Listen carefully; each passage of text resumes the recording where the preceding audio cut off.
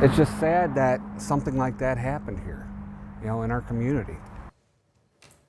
Tomorrow will mark a year since 13-year-old Kei'Mani Latigue was found dead inside an abandoned East Toledo home. The home is no longer there. It burned down a month later. But tonight, we're hearing from the people right next door and the memories that still stand 1 year later.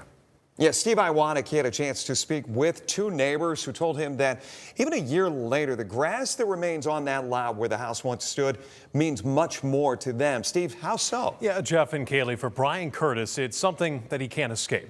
Every morning, he looks out his bedroom window and sees the lot where this case unfolded. While for Dean Ramasaki, that same space, including some of his own, has also become a reminder of how a city came together during a tragedy. When you look out the window, or you look now and see this lawn, what does it first bring up to you? Pure sadness. There's pain etched deep into the soil. A patch of grass, once a memory that Brian Curtis will never forget. I mean, there were hundreds of cars. They were parked everywhere.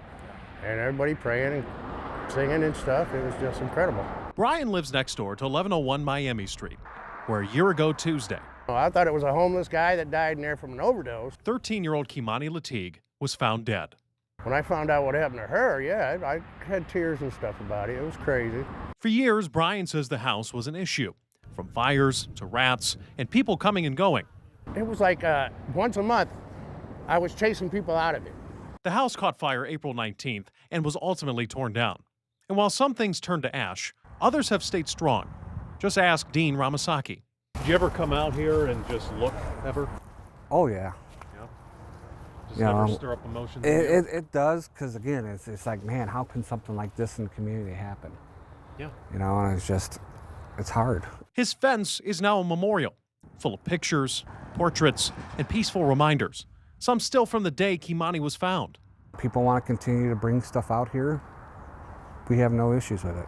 For Dean, it's his way of paying his respects to Kei'Mani. And as Tuesday approaches, the 1 year anniversary of her body being found, both men expect their street to be filled once again. But they hope the day isn't just about grief. It's just sad that something like that happened here, in our community. But is a glimpse of a town that bonded together by one name. She had a lot of people that loved her and worried about her and cared about her after the end. They brought so many people from Toledo together and made it a better community. Now, across the street from Ramasaki's fence is the memorial site that continues to be maintained for Kei'Mani. It's been standing for the last 364 days, full of flowers, crosses, and even stuffed animals that Ramasaki says have been covered with tarps to protect them from weather. Done so by strangers who share in the love for a girl most of them never even met. In studio, Steve Iwanek, WTOL 11. All right, thanks, Steve. Meanwhile, a billboard in memory of Kei'Mani is now up in North Toledo. It's at the intersection of LaGrange and East Manhattan. It reads, "Happy 15th birthday. Say my name, Kei'Mani Latigue." Kei'Mani was 13 when she was killed, but just days away from her 14th birthday on March 28th. Her mother says the billboard went up just this morning and will stay up until April 19th.